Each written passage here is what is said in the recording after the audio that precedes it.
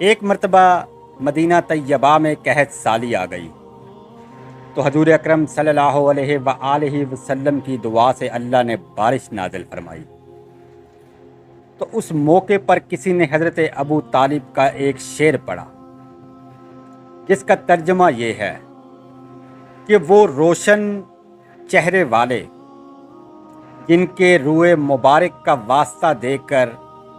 بارش طلب کی جائے، جو یتیموں اور بیواؤں کا سہارا ہے۔ تو جب حضور اکرم صلی اللہ علیہ وآلہ وسلم نے یہ شعر سنا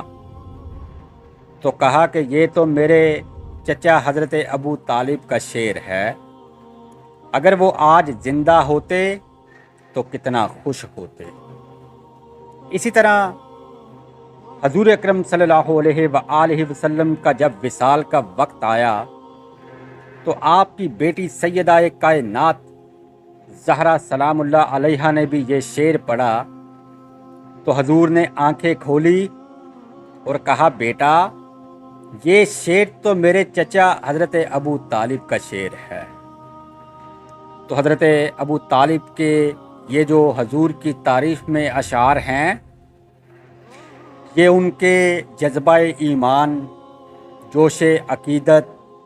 اعتراف صداقت، اسلام اور بانی اسلام سے والہانہ محبت اور عقیدت کا اظہار ہیں۔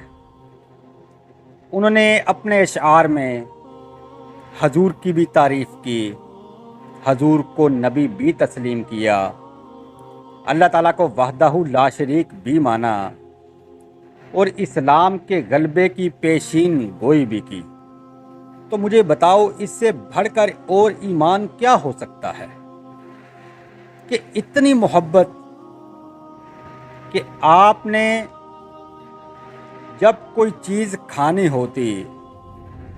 تو سب سے پہلے وہ حضور اکرم صلی اللہ علیہ وآلہ وسلم کو کھلاتے اور پھر اپنے بچوں کو یا خود کھاتے تھے۔ آج لوگ انہیں صحابہ کہہ رہے ہیں کہ جو اہل بیت کے دشمن تھے، اور انہیں کافر کہہ رہے ہیں کہ جو اہل بیت ہیں، جو حضور کی پرورش کرتے رہے، جن کے بارے میں اللہ نے قرآن میں فرمایا کہ ہم نے آپ کو بہترین ٹھکانہ نہیں دیا۔ تو حضرت ابو طالب ایمان والے تھے، وہ حضور سے بڑی محبت کرتے تھے، اور ان کے اشعار آپ پڑھیں تو آپ کو یہ پتہ چلے گا کہ وہ حضور پر ایمان لے آئے تھے اور حضور سے بڑی محبت کرتے تھے۔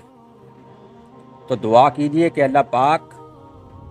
ہمیں اہل بیت رسول سے محبت کرنے کی توفیق عطا فرمائے۔ وما علینا الا البلاغ المبین۔